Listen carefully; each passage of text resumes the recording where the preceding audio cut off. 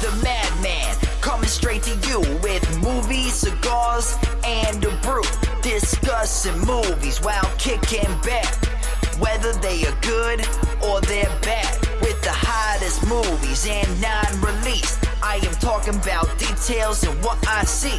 So tune into the podcast while I vent with reviews, news, and nonsense, yeah. And now, recorded live from the capital of the first state of these great United States, Keith. Okay, so the movie I'm going to talk to you about today is Going in Style. This is a reimagining of a 1979 film of the same name that was directed by Martin Brest, and it also starred George Burns, Art Carney, and Lee Strasberg. This time we have Zach Braff as the director, and I normally think of Zach Braff in his role for Scrubs, but he also has a career of doing several things in terms of directing. He actually was the writer, director, and star in 2004's Garden State. So this time he's taking on this movie that he did not write. It was written by Theodore Melfi, who did Hidden Figures. And usually I wouldn't say that you're going to try to remake a movie that was made by George Burns, Art Carney, and Lee Strasberg. I'd say that you're kind of really taking on a lot here. And really, it wasn't as bad as that because, they really got a great cast. We got our own modern legends of the elderly persuasion. All of these guys are, in their 80s.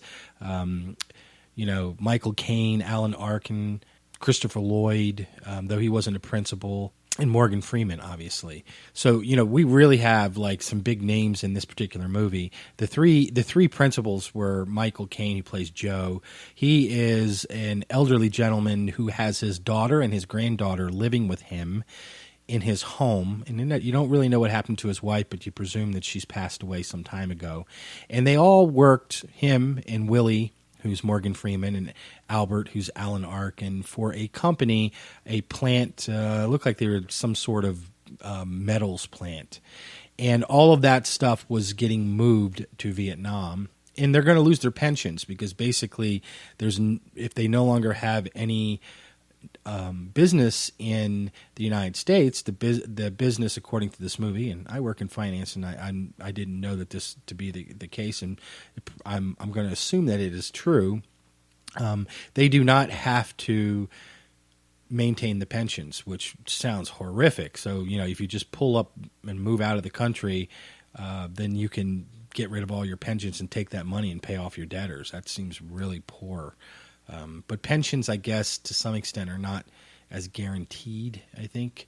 Like a 401k is in your name. They can't really touch that. But pensions, I think, are a little bit different in nature. So maybe that's why that is the case. So we have that going on, and a scene early in the movie actually takes place a little bit before they say that they're completely dissolving their pensions. We already know that Joe's in trouble because he's at the bank, he has no money in his account, and he's behind on his mortgage. And there's this, this sort of typical, guy sitting behind the desk that basically doesn't give a crap about him and essentially is, a bad banker type looking person. And while he's sitting there going through these, these horrific things that you wouldn't want to see anybody going through, three guys come into the bank and they rob it. And Joe was pretty much mesmerized, and he even had a moment where he talked to one of the guys that was robbing the bank, and he had some sort of phrase about, we should be taking care of our elderly, and he wasn't going to rob him. He was just robbing the bank. And that put in Joe's mind this idea of a heist. So that's where the whole movie starts there. And, after some convincing, he gets, his buddy Willie right away. And Willie is Morgan Freeman. We find out that he is suffering from kidney failure and doesn't really have that much time unless he can find a donor. And then we have Allan Arkin, who lives with Willie. He plays this guy named Albert. And the three of them together decide that they are going to try to take out this bank. And essentially, at this point, they don't know what they're doing, and they have to go find somebody that is sort of shady to help them, and they do through Joe's daughter's ex-husband runs a marijuana. Apparently runs a medical marijuana place, and he goes and gets, he recommends a guy that they can use for coaching, and that's how the movie kind of starts in earnest in terms of that's all the setup for what they're going to do. And then there's a whole bunch of funny scenes as they, try to rob stuff from a grocery store and get caught, and it's a rather comical set of things that takes place. And then they get into the down and dirty of actually trying to pull this heist off. And honestly, you really want these guys to succeed. So, I won't go into all that element of it. But, essentially this is a very straightforward movie. There's not a lot of concepts or even the jokes really that we haven't seen before in some other venue. I would say that you're going to kind of enjoy this. First off, seeing these guys together on the screen's kind of cool. And, they're all three of them, including Christopher Lloyd, are, close to 80 or above. Michael Cain, I think, and Morgan Freeman are both above, and Allan is pretty close in age to those two, and they're all up there in age. So we're not going to have too many opportunities to see them all together, certainly, and maybe not many opportunities to see them in general at their ages.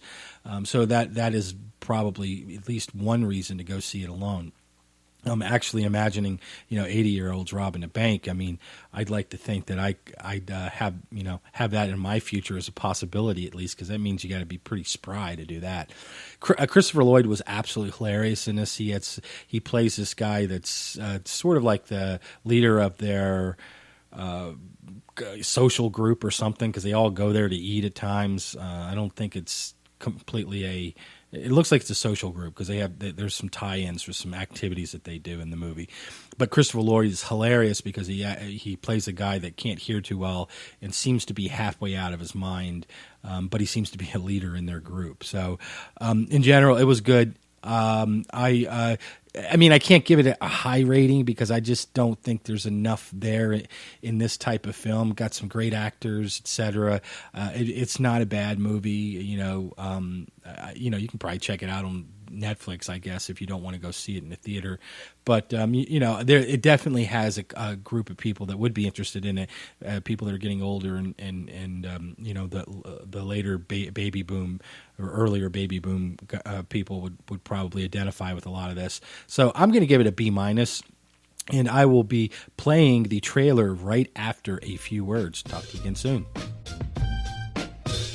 You have been listening to the Movies, Cigars, and a Brew podcast. You can subscribe to this podcast on iTunes, Spreaker, and Stitcher. Find reviews of other movies, cigars, and beers at moviescigarsandabrew.com. Give a like on Facebook or follow Keith on Twitter at MovieCigarBeer. Your trailer is coming up next.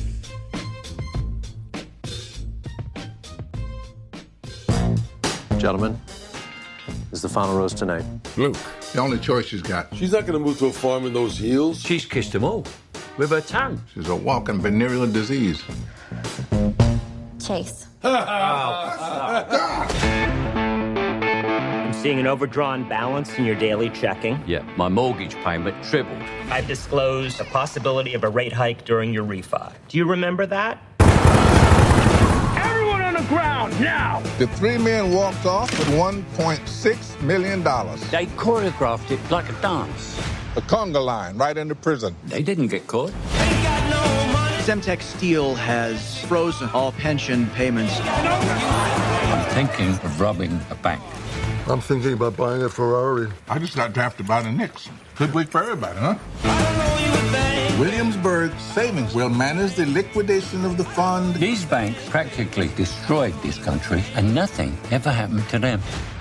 I want to rob that bank. Let's go get our money back.